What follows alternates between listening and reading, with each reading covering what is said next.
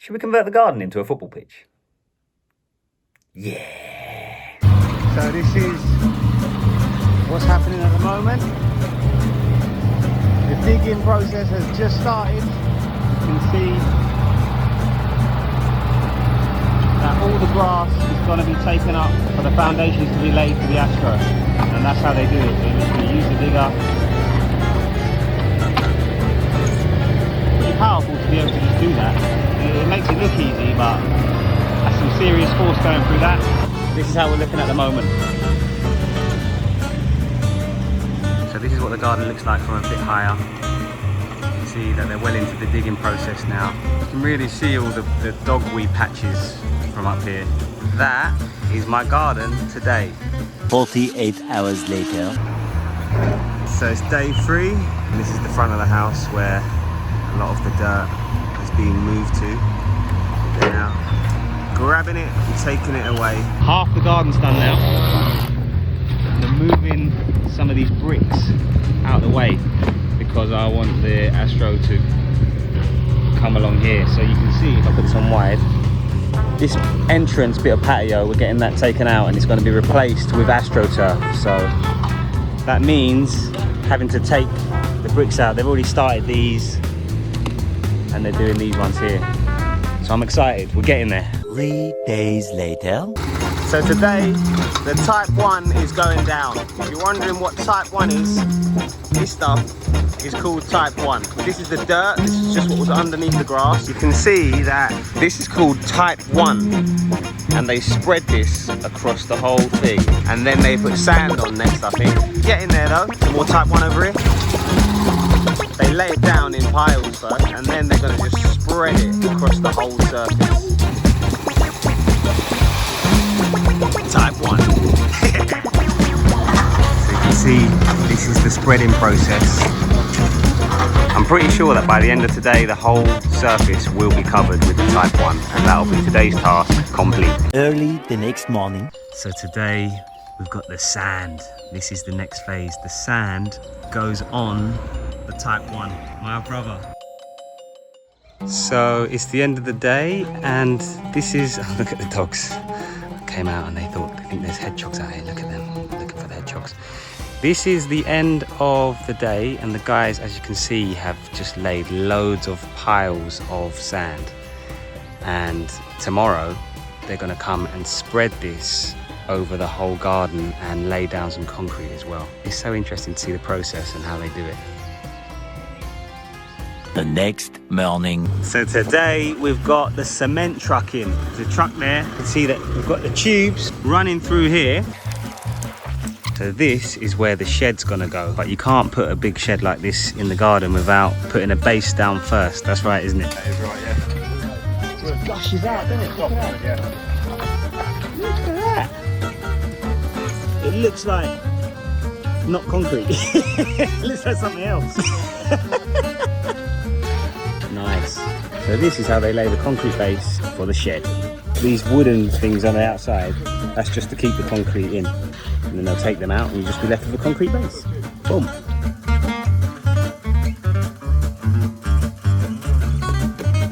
So have a look at this technique that the guys use to level out the concrete.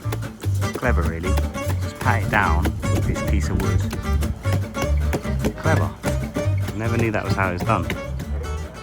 The next morning. So today we've got a lot of vehicles on the drive because there's a lot going on. This is a new pile of sand. Let's go out to the garden and see where we're up to.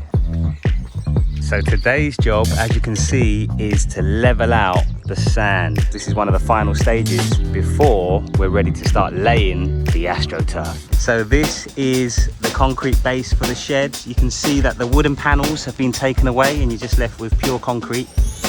And this is all ready for the shed to be laid. Right.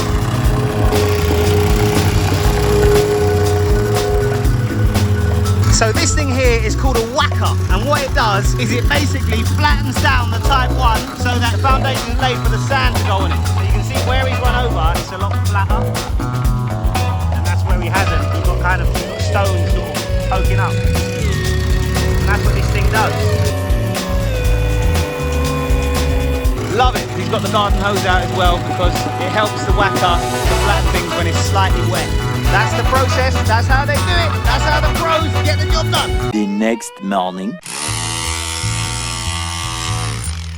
So this is what we've got going on today.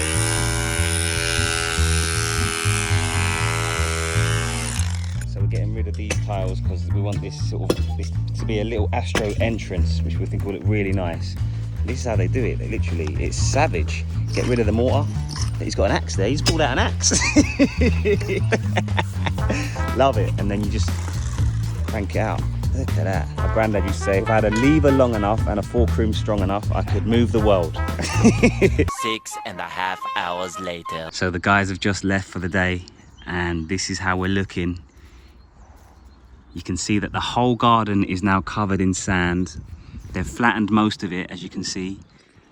There's a few bits to do there left, but it's ready and prepped for, ta-da, the AstroTurf. This is the first look at the Astro.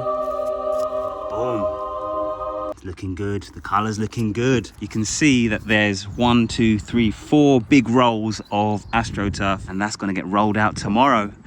Tomorrow is a huge day. Tomorrow is a massive day. They're going to lay most of, if not all of the Astro tomorrow. So I can't wait to see that happen, because that is the bit that we've all been waiting for. The next morning. Here we go. Here we go. So this is a membrane that sits underneath the Astro. The Astro will get rolled on top of that. This is what lies underneath AstroTurf.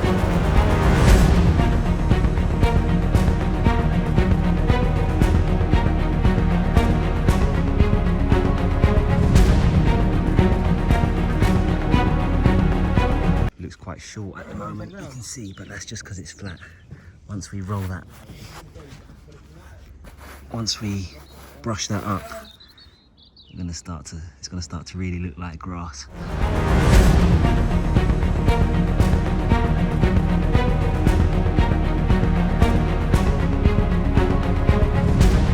Here we go. This is the glue. It's green. It's green. Why is it green? I suppose that blends in if we need to. We shouldn't be seeing any glue though. This is the glue that goes on the strip that the sheets are going to stick to. This is very cool seeing this part of the process. I've got to admit, that's how they do it. And this is the money shot right here. This is the actual sheets being stuck down. You can see that there's concentration going on here. How can you get this wrong? What's your... Well, you let the glue come up too much and it's wrong. Right. And you need to let the grass, you need to lay it down, you see, like that? Yeah. So that it's not overlap. I got this bit, it's not going underneath this bit. You can see this bit here. This bit leans up and that bit leans to this side, to this angle. Yeah. So if that bit goes down first, it's not going to match up. But if this bit goes down and it butts on, it will butt up nicely. Got ya. So one bit slightly over the top of the other one. Yeah. Slightly. And Slightly. then it just disappears completely. That is like magic. Gone. Right, what the lads are doing here is something very clever. You can see they're sloping it off so that it will be a smooth entrance to the garden, to the field, whatever you want to call it. I've got to start calling it a field. This is how they do it. They start with the sand. You see very carefully creating this very subtle slope. 8 hours later. So the guys have just left, and this is how we're looking. You can see here that they've left sandbags along all of the joins, and you can guess why. That's just to keep the pressure on it so that it stays down and stays exactly where it should be and doesn't move through the night while the adhesive sets. So that is another part of the process that I didn't even think about, but when you see it, it actually makes complete sense. And tomorrow we complete. Yes. Approximately 10 hours later. So the lads are spreading the sand.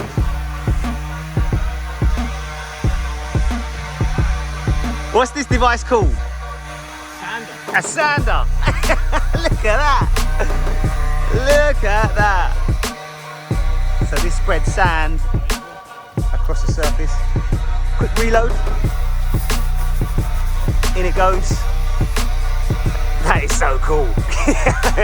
The shed has just arrived. This is how it arrives. The lads are just going to take it off the back of the van and then take it through to the garden and assemble it.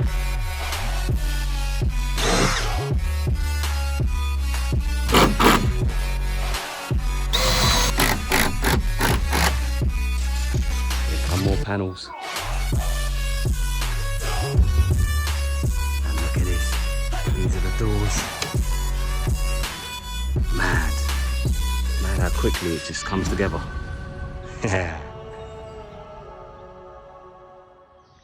So the shed is complete and this is how it looks.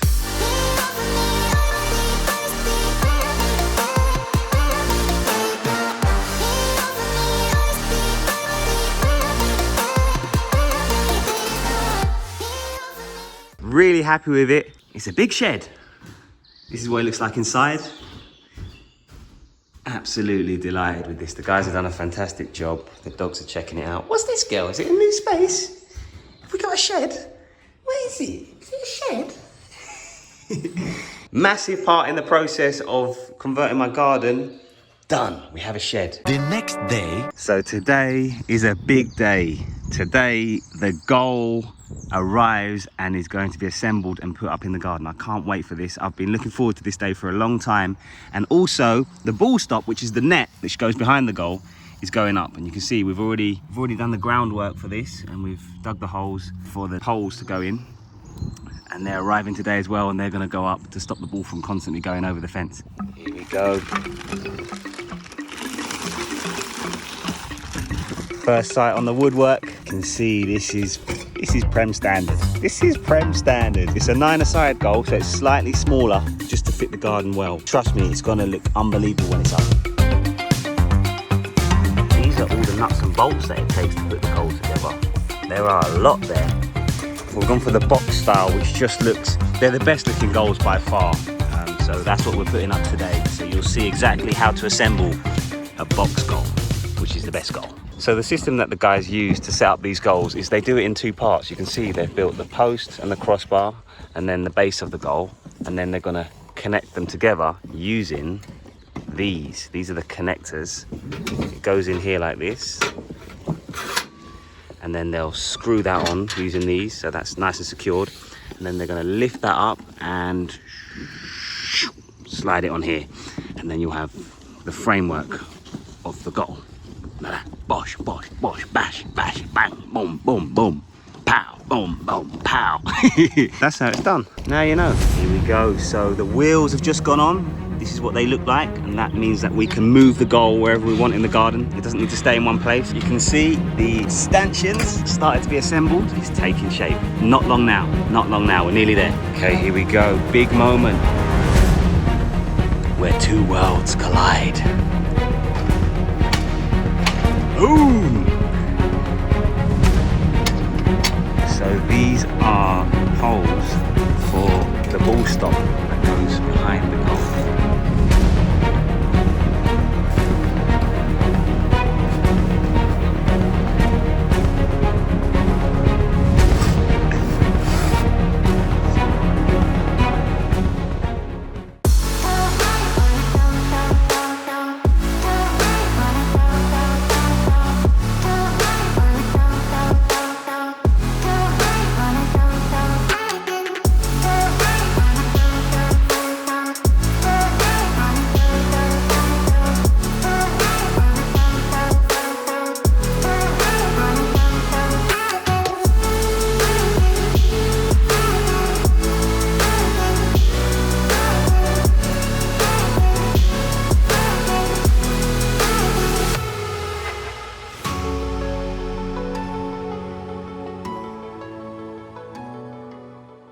So that's it, the job is pretty much done. We've got the AstroTurf, we've got the goal, we've got the shed. I'm gonna add floodlights on the house and probably on the poles as well, just so that if I want to train at night, I can. And I'm also gonna get one of those AstroTurf cleaners that also lets you control the grain, so I'll be able to make lines in the field just like Wembley or one of the top stadiums. And it cleans up the dog poo, because occasionally the dogs do come out here and drop a doodie, so that's obviously a problem that needs to be solved. But yeah, super happy with it. I've always wanted this since I was a kid. I've always dreamed of having this. Obviously never could, didn't have the space, didn't have the money, didn't have the opportunity, couldn't get near it. So I feel truly privileged, grateful and blessed to have been able to work myself into a position where I can get a pitch in my garden. It's unbelievable. So now I've got no excuse not to train and not to put the work in. So I'm going to be up early in the mornings out in my own garden now, putting in that work. So guys, I hope you've enjoyed watching this process. I hope you've learned something. I've learned so much along the way. I didn't know how any of this was done, and now I feel like I've had a little bit of an education in how to build an AstroTurf pitch. And a shed as well. Don't forget the shed. I didn't know how to put up a shed until I had one done. It's mad. I've never even had a shed in my life, and now I've got a humongous one. It's crazy. Anyway, guys, I'm done. Video's finished. Hope you enjoyed it. If you haven't subscribed already, make sure you do. And don't forget to click the notification bell, because like I said before, YouTube is recommending my shorts, but not my longer videos. So if you enjoy the feature-length videos, make sure you click the notifications bell so that you don't miss them, because trust me, YouTube, it just won't tell you. It just won't tell you. It just won't tell you that I've released a long video unless you've put your notifications on. So make sure you do that. And guys, as always, I hope you've enjoyed it. Thank you so much for your love and support, and I'll see you in the next one.